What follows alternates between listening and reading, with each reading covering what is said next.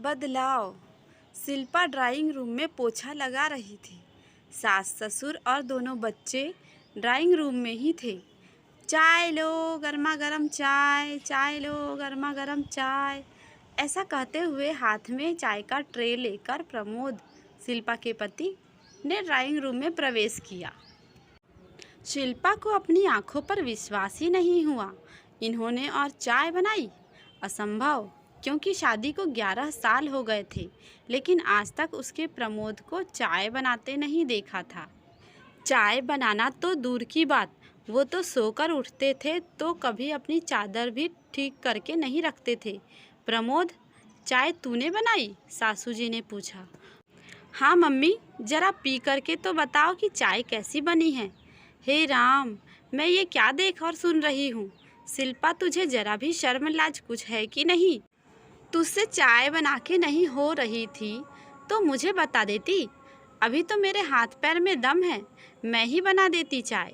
ये आजकल की बहुएं भी ना बिल्कुल ही कामचोर होती है, और लाज शर्म तो जैसे बेच ही दी इन लोगों ने।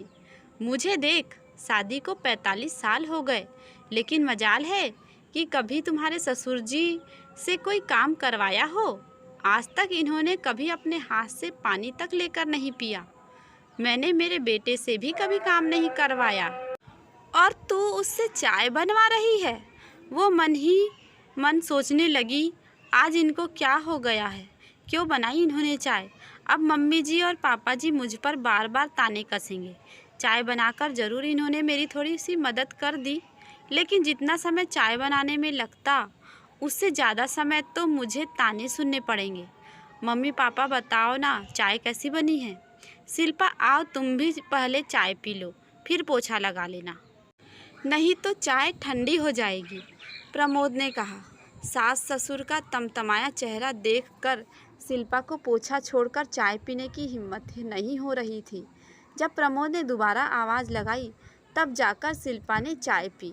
चाय वास्तव में बहुत लजीज बनी थी, पर एक चाय के कारण घर में जो कोहराम मचने वाला था, उसकी आशंका मात्र से शिल्पा डर रही थी। जब चाय के कप लेकर शिल्पा किचन में गई तो प्रमोद भी उसके पीछे पीछे किचन में गया। शिल्पा ने नाराज होते हुए प्रमोद से कहा, आपको क्या आवश्यकता थी चाय बनाने की? पोछा लगाने के बाद मैं चाय बनाने ही वाली थी। अब मम्मी जी पापा जी मेरे ऊपर ताने कसेंगे। Shilpa, cool down. सिर्फ चाय ही नहीं, अब तो मैं जितना हो सकेगा हर काम में तुम्हारी मदद करूँगा। क्या मतलब? मतलब यह कि अभी कोरोना वायरस के लॉकडाउन की वजह से मेरी छुट्टियां हैं। आज लॉकडाउन का 7वां दिन है।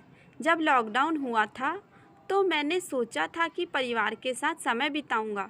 मम्मी पापा और बच्चों के साथ तो मैं समय बिता रहा हूँ, लेकिन मैं देख रहा हूँ कि तुम्हारे पास तो समय ही नहीं है। सॉरी जी, आज से मैं काम और जल्दी जल्दी ख़त्म करने की कोशिश करूँगी। मैं समझ रहा हूँ कि तुम भी हमारे साथ समय बिताना चाहती हो, लेकिन अभी मैं और बच्चे सभी घर पर रहने से हम लोग थोड़ा सा देर से सोकर उठते हैं, जिस कारण तुम्हारा पूरा रूटीन गड़बड़ हो रहा है। और ऊपर से काम वाली बाई भी नहीं आ रही है। पिछले 6 दिनों से मैं देख रहा हूँ कि तुम्हें 1 मिनट की भी फुर्सत नहीं मिल रही है। रात होते होते थकान के मारे तुम्हारा चेहरा उतर जाता है।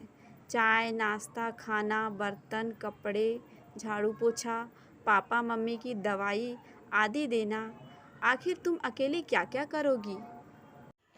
इसलिए मैंने फैसला किया है कि जब तक लॉकडाउन है और काम वाली बाई नहीं आ जा रही है, कम से कम तब तक मैं जहाँ तक हो सकेगा हर काम में तुम्हारी मदद करूँगा। आज नाश्ते में पोहा ही बना रही हो ना? मैं पोहे के लिए आलू प्याज काट देता हूँ, लेकिन मम्मी जी पापा जी क्या सोचेंगे, उनको मैं समझा दूँगा। ऐसा कहकर प्रमोद आलू प्याज काटने लगा। इतने में शिल्पा की सास किचन में आई और प्रमोद को आलू प्याज काटते देखकर आग बबूला होने लगी। वे ज़्यादा कुछ बोलती, इतने में ही सास के मोबाइल पर शिल्पा की ननद का फ़ोन आ गया। सास की आवाज़ सुनाई दी, क्यों, क्या हुआ बेटा, तू रो क्यों रही है? ऐसी आवाज़ सुनकर शिल्पा और प्रमोद दोनों का ही ध्यान बातचीत की ओर गया। ऐसा कैसे कर सकते हैं तेरे सास ससुर? तू भी हांड मास की ही बनी है। जब काम वाली बाई भी नहीं आ रही है तो अकेली जान झाड़ू पोछा, बर्तन कपड़ा, खाना बनाना और घर के बाकी के काम कितने काम करेगी तू? दामाद जी घर पर है तो तेरी थोड़ी बहुत मदद तो उन्होंने भी करना चाहिए। दे दामाद जी को फ़ोन दे, मैं उनसे बात करती हूँ।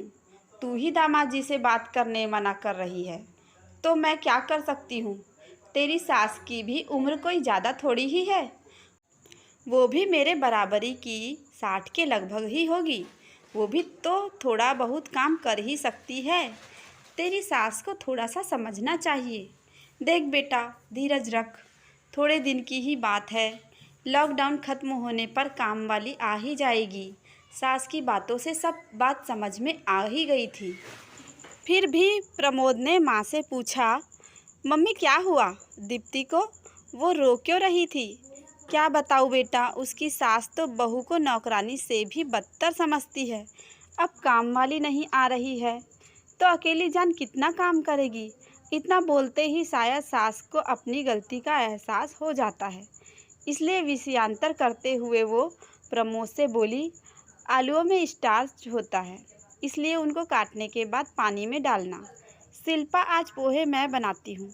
वैसे भी तेरे ससुर जी कह रहे थे कि आज उन्हें मेरे हाथ के बने पोहे खाना है।